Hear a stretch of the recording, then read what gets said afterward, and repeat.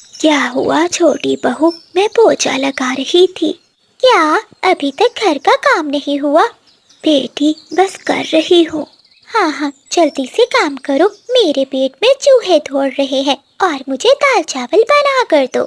ٹھیک ہے بہو، پہلے میں تمہارے لیے بھوجن ہی بنا دیتی ہوں۔ ایسا کہتے ہوئے کومل چڑیا رسوئی میں جاتی ہے اور وہ دال چاول بناتی ہے۔ دال چاول بنا کر وہ اپنی بہوؤں کو دیتی ہے۔ بہت سوادشٹ ہے، دیکھا نا کتنا سوادشٹ بھوجن بناتی ہے یہ بڑھیا۔ ہاں پنکی، بھوجن تو سچ میں بہت سوادشٹ ہے۔ چڑیا کی دونوں بہویں مزے سے بھوجن کھاتی ہیں اور اس کے بعد اپنی ساس سے کہتی ہیں، سنو ماں جی، ہم نے بھوجن کھا لیا ہے، تم رسوئی میں جا کر سارے برتن دھو دو، ہو سکتا ہے ہمیں آنے میں دیر ہو جائے، اور ہاں شام کا بھوجن بھی بنا کر رکھنا۔ اپنی ساس کو کام کا آرڈر دے کر وہ دونوں بہویں وہاں سے چلی جاتی ہیں۔ اے اوپر والے، میں کیا کروں؟ اس عمر میں بھی مجھے کام کرنا پڑ رہا ہے، ایک تو میرے پنکھوں میں بہت درد ہے۔ پھر کومل چڑیا جیسے تیسے کر کے رسوئی میں سارے برتن دھو دیتی ہے اور اس کے بعد تھوڑی دیر آرام کرنے کے لیے لیٹ جاتی ہے۔ شام ہو جاتی ہے، چڑیا کے دونوں بیٹے بھی گھر لوٹ آتے ہیں۔ اجی آ گئے آپ؟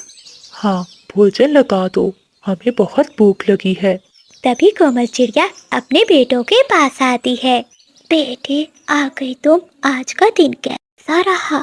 کیا ہم تمہیں دکھائی نہیں دے رہے ماں؟ اگر سوال جواب ہو گئے ہوں تو ہمارے لیے بھوجن لگا دو۔ چڑیا یہ باتیں سن کر چپ ہو جاتی ہے، وہ جانتی تھی کہ اس گھر میں اس کی آنسوؤں سے کسی کو بھی کوئی فرق نہیں پڑتا۔ چڑیا کی بہویں تو لڑتی ہی تھیں، ساتھ میں اس کے بیٹے بھی اپنی ماں سے ٹھیک سے بات نہیں کرتے تھے۔ دیکھ بڑھیا، تجھے کتنی بار کہا ہے کہ آتے ہی ان کا موڈ نہ خراب کیا کرو۔ بڑی بہو، میں تو بس اپنے بچوں سے بات کر رہی تھی۔ اس کی تم چنتا مت کرو، بات کرنے کے لیے ہم ہیں نا۔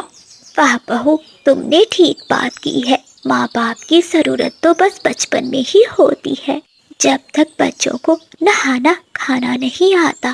جیسے ہی بچے بڑے ہو جاتے ہیں اور اپنا کام خود کرنے لگتے ہیں تو انہیں اپنے ماتا پتا کی ضرورت نہیں ہوتی، وہ انہیں لات مار کر بھگا دیتے ہیں۔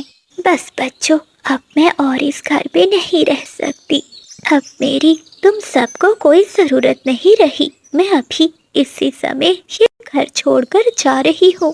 جاؤ جاؤ، کہاں جاؤ گی؟ ہم بھی دیکھتے ہیں، شاہ تمہیں رہنے کے لیے چھت اور بھوجن تو مل رہا ہے نا۔ چاہے مجھے جہاں بھی بھٹکنا پڑے، لیکن تم جیسی اولاد کے پاس نہیں آؤں گی۔ کومل چڑیا اپنا سامان باندھتی ہے اور وہاں سے چلی جاتی ہے۔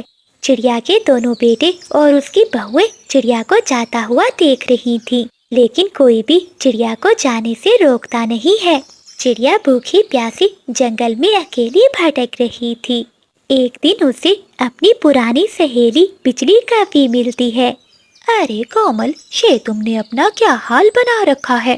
اپنی پرانی سہیلی کو دیکھ کر چڑیا کی آنکھوں میں آنسو آ جاتے ہیں اور وہ اسے ساری بات بتا دیتی ہے۔ تم چنتا نہیں کرو چڑیا، کہتے ہیں نا اوپر والا سب دیکھ رہا ہے۔ تم چلو، تم میرے ساتھ چلو۔ بجلی کافی کومل چڑیا کو اپنے ساتھ اپنے گھر لے جاتی ہے اور اسے کھانے کے لیے بھوجن دیتی ہے۔ بجلی بہن، تمہارے بچے کہاں ہیں؟ کومل بہن، کچھ سالوں پہلے میرے بچوں نے بھی مجھے گھر سے نکال دیا۔ یہ بچے ایسا ہی کرتے ہیں، جب انہیں ماں باپ کی ضرورت نہیں پڑتی تو انہیں لات مار کر نکال دیتے ہیں۔ لیکن چڑیا بہن، تب میرے پاس کچھ گہنے تھے جنہیں بیچ کر میں اپنا کاروبار کرتی ہوں، خود کماتی ہوں اور خود کھاتی ہوں، مجھے اب کسی کی چنتا نہیں ہے۔ تم چنتا نہیں کرو، اب ہم دونوں سہیلیاں مل کر اپنی زندگی کی نئی شروعات کریں گے۔ چڑیا بہن، اب مجھے اکیلے نہیں رہنا پڑے گا، اب تم میرے ساتھ ہو اور میں اپنے من کی ساری باتیں تم سے کر سکوں گی۔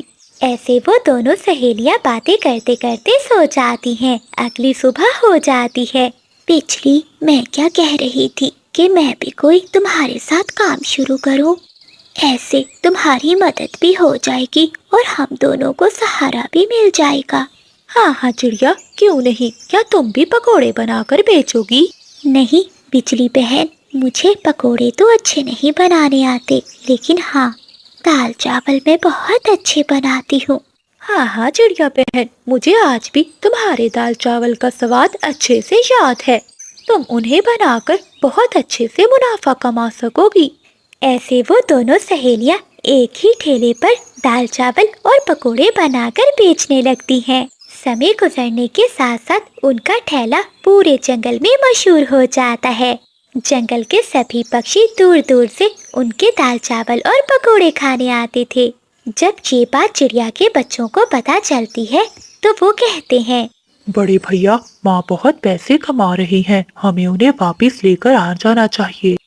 हाँ छोटे, तुम ठीक कह रहे हो, ऐसे हमें भी बहुत फायदा होगा। ऐसे लालच में चिड़िया के दोनों बेटे और उसकी बहुएं चिड़िया के पास पहुंच जाती हैं। माँ, हमें माफ कर दो, हमें ऐसा नहीं करना चाहिए था। तुम्हारे बिना घर सूना लगता है। तुम चलो, हमारे साथ वापस घर चलो। देखा बिजली बहन, मैंने कहा था ना कि जब इन्हें पता चलेगा कि माँ इनकी पैसे कमाने लग गई है तो ये भागे भागे आएंगे। चली जाओ यहाँ से, अब मैं कभी तुम्हारे साथ नहीं जाऊंगी। उन सबको अपना जवाब मिल जाता है और वो वहाँ से चले जाते हैं। अब कोमल चिड़िया और बिजली का भी दोनों सहेलियाँ एक दूसरे के साथ खुशी खुशी रहने लगती हैं। बंटी जी, ये आप क्या कह रहे हैं? आपकी नौकरी चली गई, अब हम क्या करेंगे? कहाँ से खर्चा चलेगा घर का? अभी तो तुम्हारी दो बहनें भी कुंवारी हैं, उनकी भी शादी करनी पड़ेगी। कैसे होगा ये सब? कोमल, क्या करूं? बादल सेठ ने काम से निकाल दिया, लेकिन तुम चिंता नहीं करो, सब ठीक हो जाएगा। 2 साल बीत जाते हैं, लेकिन बंटी चिड़े को जंगल पे कहीं भी काम नहीं मिलता। जो जमा पूंजी बंटी चिड़े ने जमा कर रखी थी, उससे अपनी एक बहन की शादी कर देता है।